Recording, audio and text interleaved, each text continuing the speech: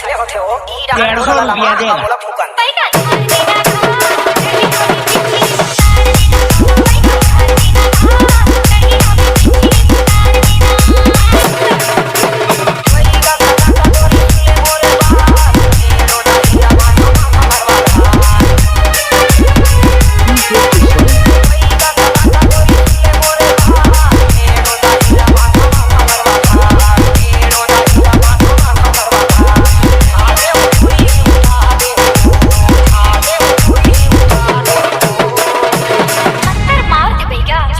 कलकत्ता वाली मोर बचन न जावे खाली मोर फूके मोर गुरु फूके उतर जावे झारी झारी ले नोनी अपने झाड़ फूक दे सर सर ले उतर जाइयो ते ठीक है